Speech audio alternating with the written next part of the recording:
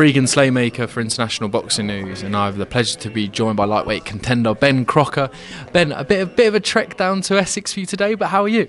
It was a trek, 4.5 hours, but no, I'm good. Now that I'm here, training's pumping, you just up for a fight, and Definitely. I mean, don't start on me during this interview, mate. I don't think it'd be a long one from my point of view. But obviously, Rematch headlining against Stelios Papadopoulos. I remember we done a Zoom after your first fight. You said the rematch will probably only happen if there was a title on the line. IBF European title on the line. What a massive occasion it is for yourself live on DAZN as well. Yeah, exactly. That's it. The morning after the fight, the first fight with Stelios, I was having breakfast at 9 a.m. and they were straight on, do you want the rematch? And I was like, I'll have the rematch as long as it's for a title. It only makes sense, otherwise what's the point in having a rematch for? Because it was such a good fight, close fight, I'd only do it if a title is on the line. I think within a couple of weeks, Johnny managed to get a title on, and yeah, I'm buzzing for the rematch now. Definitely, mate, as well. Before we get into kind of the rematch as well, obviously, it was both scheduled to be a couple of months ago.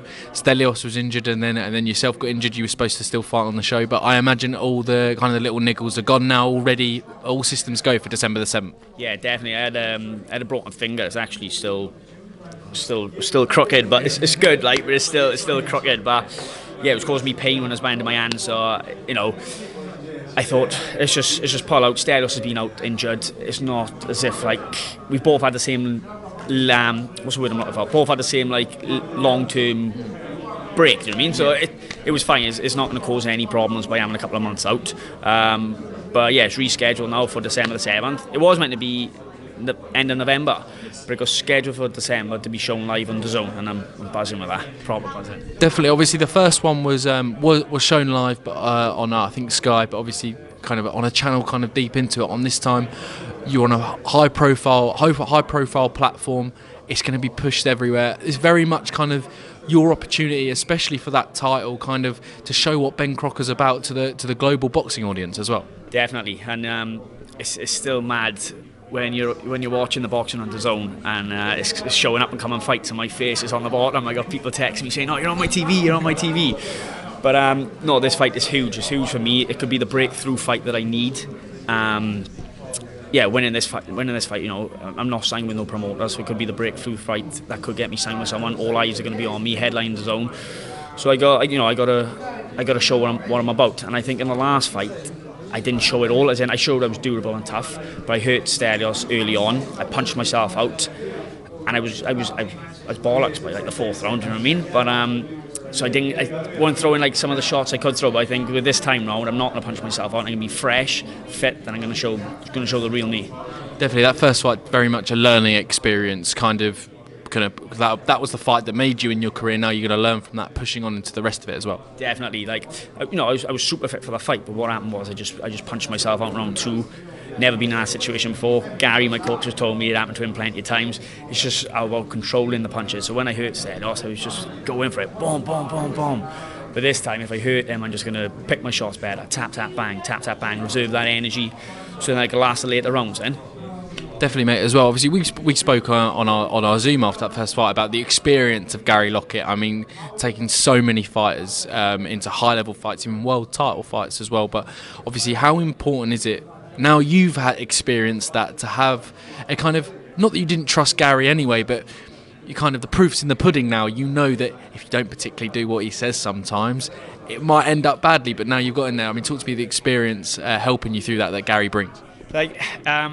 I think I said to the boys, I said to my teammates, I've never seen Gary like that in the corner with me before. He was like, how much do you want it? You know what I mean? Get out there and prove you want it. This is what separates you from being a boy to a man. And he's like, when you get out there, I know you're fucked, but excuse my language, but I've been there. When he throws 1, you throw 3. If he throws 3, you throw 4. You just got to dig deep.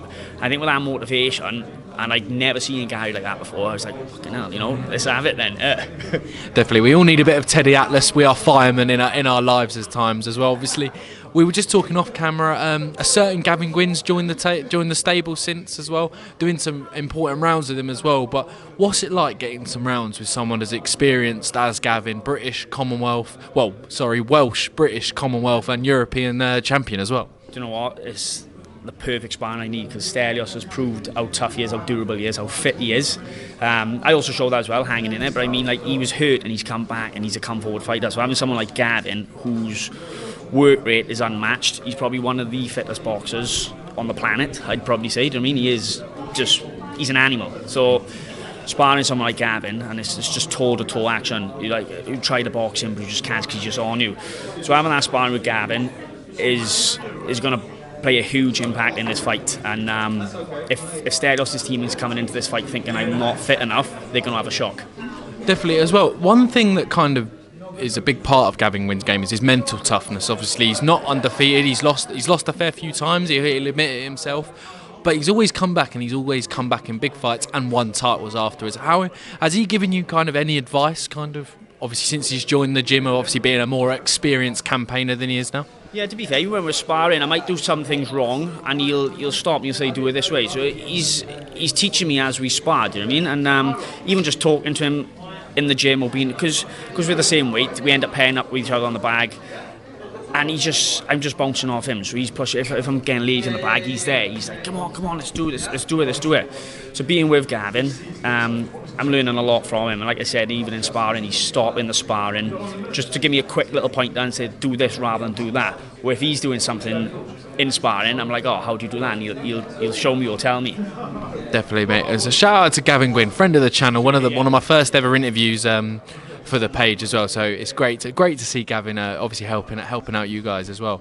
I mean, Ben, we've spoken about boxing in Wales, but I think since our first interview, it's gone from strength to strength. Obviously, Lauren Price winning her world titles. Obviously, Joe Cordina so close to getting that fight with Shakur Stevenson. I hope it's a big fight for him. But when you've got those people right at the top, and obviously we mentioned Gavin right at the top of the game, it gives you something, gives you proof that you could get there yourself as well. Exactly. Yeah, definitely. Like, Gavin's come from the small hole shows, he was never a GB boxer, so Gavin's worked his way up, and seeing someone like Gavin do that and getting up to European level, winning a European title, just proves that anyone could do it. I remember boxing in the Welsh Championships with Gavin, and he's come up from the small hole leisure centre shows, from amateur to pro to fighting in Saudi. It does motivate you and push you to want to get to that level as well. It definitely does as well. Ben, I mean, any final words for the fans? I don't know how many you're getting flocking down to the Brentwood Centre on December the 7th, but who are going to be flocking down to see you and watching live on DAZN all around the world, mate? Any final words for them? Just a big thank you, as always, to everyone who buys a ticket, sends a message. It goes a long, long way in boxing. I don't think unless you're my close friend and they know the ins and outs of boxing, I don't think they realise how much a ticket sale, how far it goes in boxing. So big thanks to everyone who buys tickets, especially coming to Essex. It's an expensive weekend, you know what I mean? Big thanks to everyone who's always shown me support, whether they bought a ticket or sent me a message. So big thank you to everyone, and I'm ready to go. And I'm ready to see it. Ben Crocker, thank you very much, my friend. Cheers. Thank you.